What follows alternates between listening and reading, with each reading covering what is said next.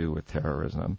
But this accusation is now out there because we're working with people who are actively opposing oil on their lands and are being called part of Al-Qaeda. The Shuar, the Achwa, these indigenous people, are philosophically at the other end of the spectrum from groups like Al-Qaeda. They have no interest in what they're doing ideologically.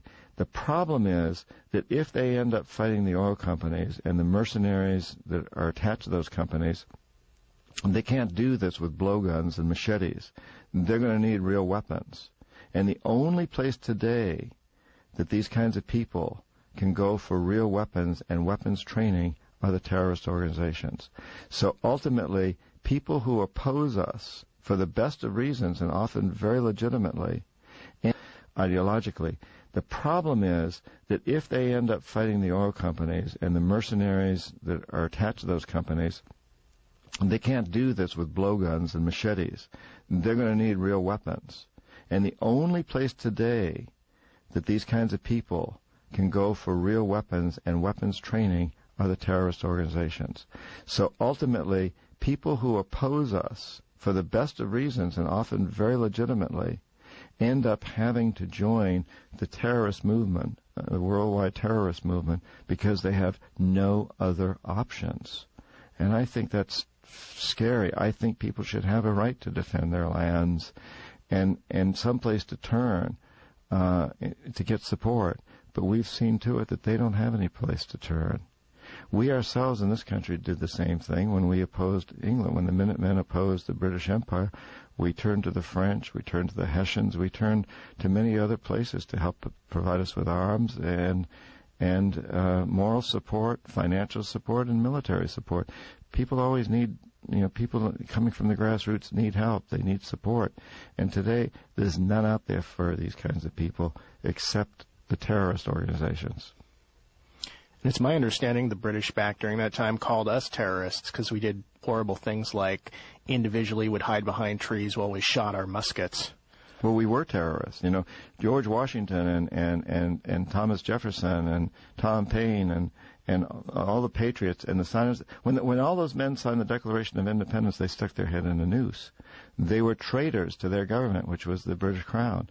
They were absolutely traitors, and they would have been hanged had they lost the revolution. I mean, these were men of tremendous courage. Some of them had a lot of money, like George Washington, one of the wealthiest men in the colonies at the time, and John Hancock. They put everything at risk. And then they implemented terrorist maneuvers in fighting the British. They had to. They fought from behind stone walls and trees.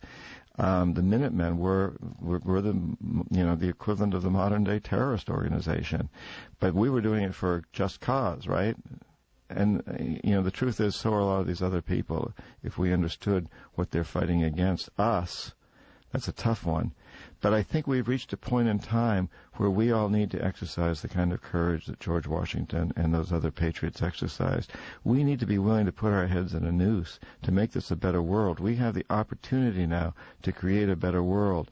This very empire that we've built, these institutions that we have, like the World Bank and many of our corporations, could be used, instead of just sucking resources from other parts of the world, they could be used to send out resources, to send out compassion, and to send out food to starving people and water to people who are dying of thirst and medicines to children who are dying of curable diseases. We could make that happen. It's all in place. We have the resources. We have the wealth. We have the networks to make this happen. We are at a time in history where I think there's tremendous hope of really bringing the dream of those founding fathers of life, liberty, and the pursuit of happiness to the entire world. Here we are in the state of Washington. I grew up in one of the 13 colonies, New Hampshire, but I was never raised to believe that the idea of life, liberty, and the pursuit of happiness was intended for those 13 colonies. I was always raised to believe that it included Washington State also, and California, and Texas even. And I was never raised to believe that it needed to stop at the Rio Grande or the Canadian border. I was raised to believe that that was a vision for the whole world. It grew out of many of the philosophers like John Locke in Europe, and it grew out of a study by people like Washington and Jefferson and Franklin of the indigenous cultures in this land, the democratic approach that the Iroquois and other indigenous people had. So our vision of our Declaration of Independence and the government we set up after that was truly global. The philosophy behind it came from all over the world, including our own North American indigenous people, and it's meant for the world.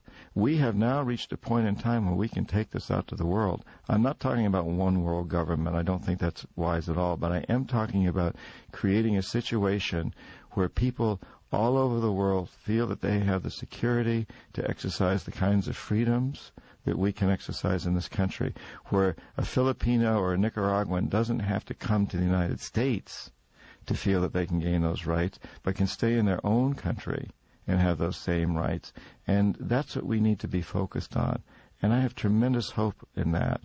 That's why I wrote the book after 9/11, because I saw that we're just going to continue having more 9/11s unless we do something to change this. And we are at a time of immense opportunity.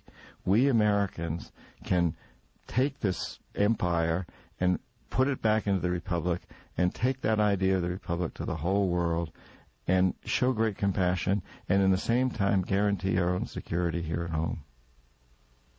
Talk about how you finally left Chaz T. Main, because you've mentioned your company a couple times, and I don't think we've really clarified that you have gone on to other things, much better things, since you left there.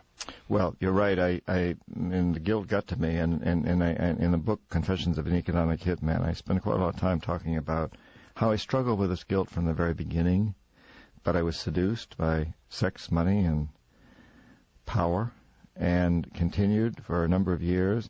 But finally, it just got to be too much for me. And I had an epiphany. I had a moment of great enlightenment while sailing in the Virgin Islands. And I go into detail in the book, so I won't do it here. But to make a long story short, I knew I had to get out. And I knew if I didn't get out then, I would be hooked forever. Because I was becoming very wealthy. And it was becoming very, very plush, very cozy, very soft. And I knew that if I didn't get out then, I would never get out. And so I took the leap and I quit. But I didn't really get out at that point because I ended up going back and doing consulting work, and I ended up forming an alternative energy company which built environmentally good power plants in this country. And we changed the utility industry in this country by doing that, and we changed some of the laws around it for the positive. But in that process, it was interesting. I kept getting these favors, including the U.S. Congress read into the congressional record an exemption for my company from a certain tax that everybody else had to pay, which enabled us to go forward and do one of these projects.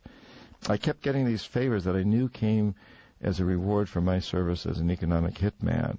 And I also kept getting this advice, these threats, sort of a combination of threats and bribes, that I mustn't tell my story. And if I didn't tell my story, if I stayed a good boy, I would continue to be rewarded, and I was.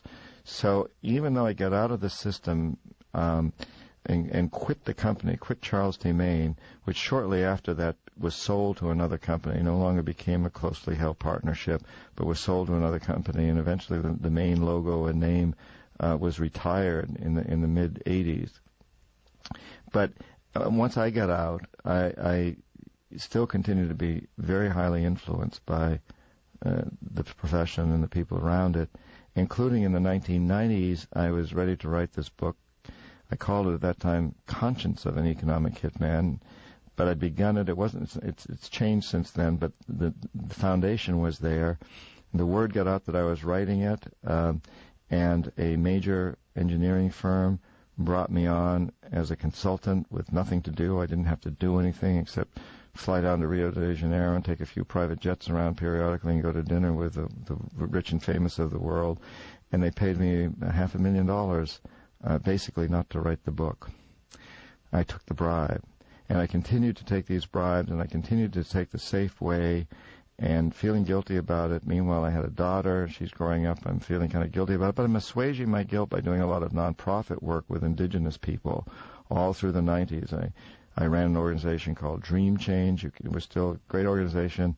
We have a website, dreamchange.org. I was on the board of another nonprofit, Pachamama Alliance. We did a lot of really good things, and it assuaged my guilt a lot. But then September 11th happened, and I was in the Amazon at the time with the indigenous people there when this happened. It was